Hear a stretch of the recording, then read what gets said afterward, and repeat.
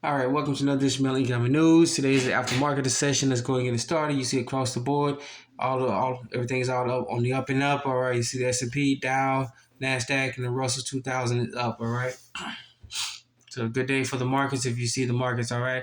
Let's see a little bit of commodity prices there. See crude oil is taking a beating after reaching a high of over $130. All right, see the Japanese. See that some foreign currencies over here. The euro to the euro to the U.S. dollars up.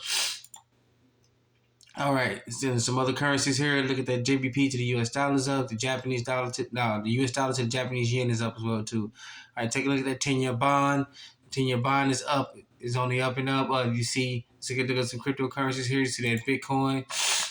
Bitcoin is up as well too, close to just about close, hitting up around about 30. If you want to round it up, about 39.5.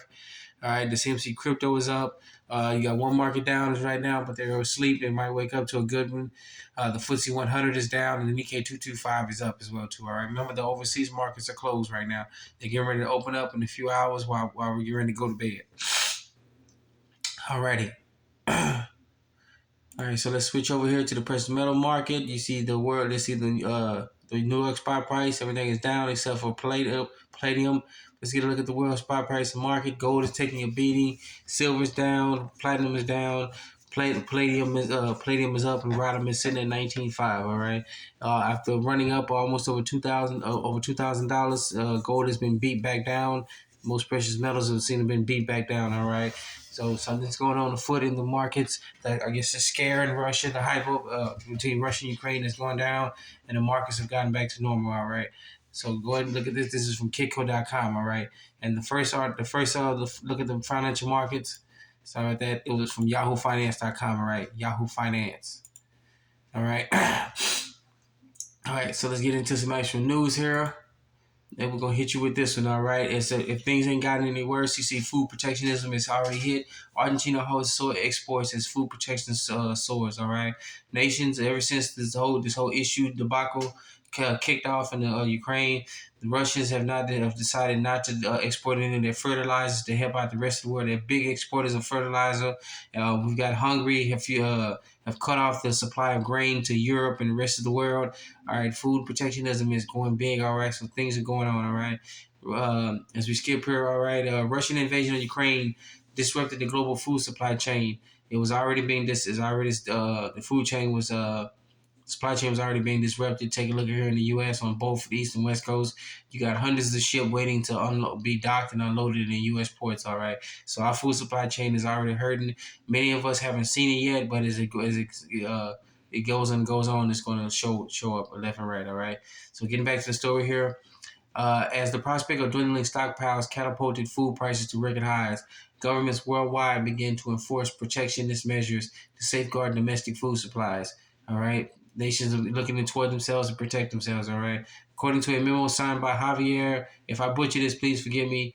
Javier Presado Pentino, the Secretary of Agriculture Markets, Argentina made the moves this weekend to increase control over local farm goods by suspending soybean meal, and oil for products or oil for export. All right.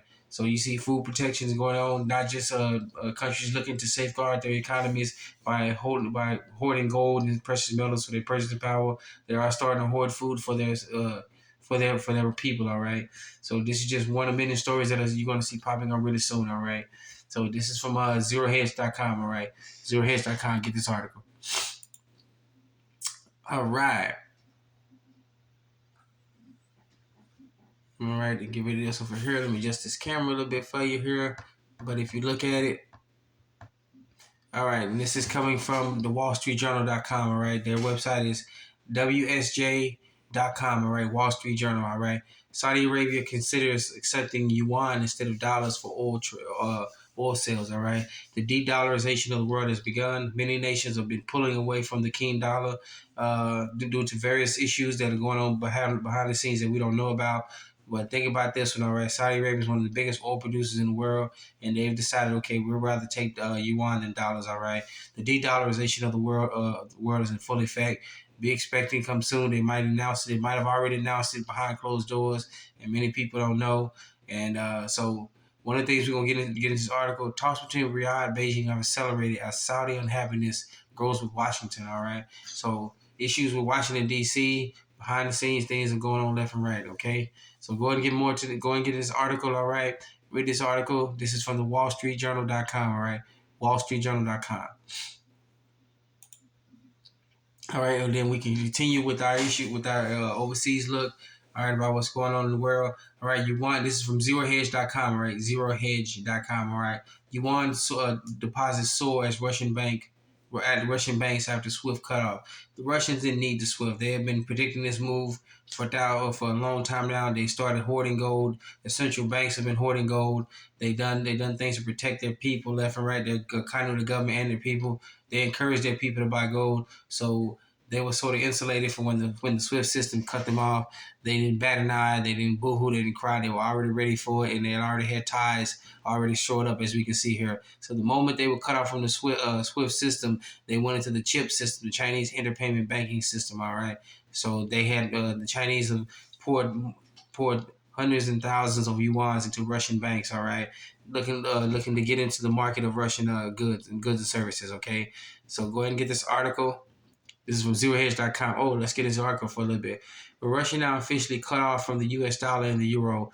Russia's VTB bank is seeking a surge in Chinese yuan deposits, attracted by the bank offering significantly higher interest rates as Putin shifts focus to friendly nations. All right, so they've been cut off from the SWIFT system, but they got other friends that around the world, and so people say you hear on the mainstream media all the time that the Russians are this, Russians are that.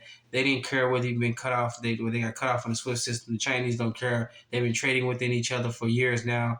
Remember what we broadcasted it on our looking at archives about the gold trade note happening. All right, that started in the East Asian. They started in the Eurasian area. All right, and so when it was time to get cut off, they didn't really care about it. They didn't bat an eye. All right, so go and get this article. That is from ZeroHedge.com. All right, ZeroHedge.com. All right. Now here we go with this story here. I do apologize for the camera view here. I have to constantly readjust it. All right, sometimes. All right, it's been acting funny. All right, and then this article here. This is from Hyde.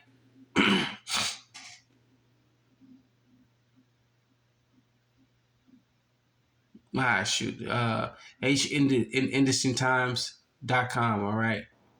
All right. I keep butchering his name. I'm so sorry about this article here. All right. So it's HINDUSTANT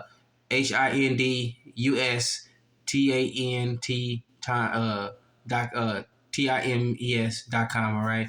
I'm sorry, that's right. HinduTimes.com. All right. HinduTimes.com. All right. If I butcher that, please forgive me. I'm so sorry. All right. This is from India. Okay.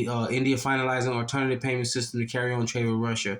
As once again, we implement the de-dollarization has begun. All right. Many people think, oh, the SWIFT system, this and SWIFT and that.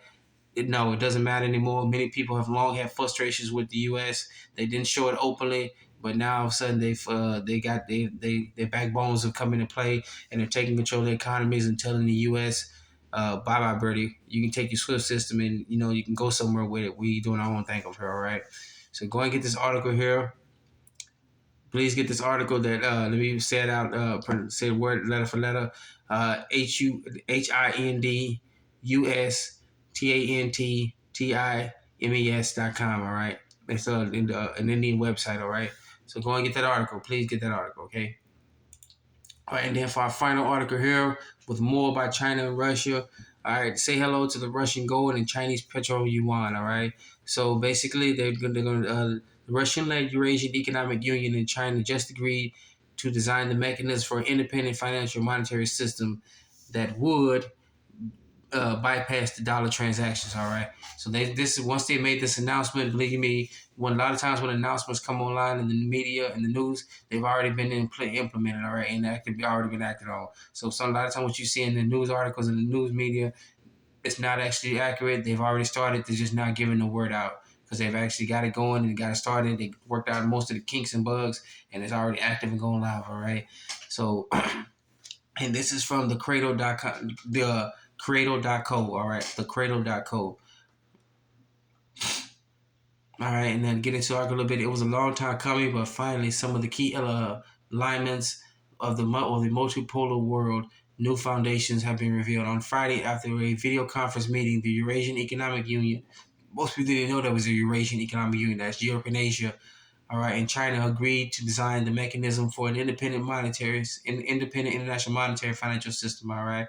This in the Eurasian Economic Union is consists of Russia, Kazakhstan, Kyrgyzstan, Belarus, Armenia is established free trade deals with the Eurasian nations and is progressively interacting with the Chinese Belt and Road Initiative. All right, so things are kicking in. People not upset about getting kicked out of the SWIFT system. All right, many people around the world say the U.S. financial system is a crime scene. All right, so please get this article from the Cradle.co. All right, the Cradle.co. The de-dollarization of the world is in full effect and it's already started. Just because you don't see it here in the mainstream media here in the States, get overseas and you'll hear about it, all right?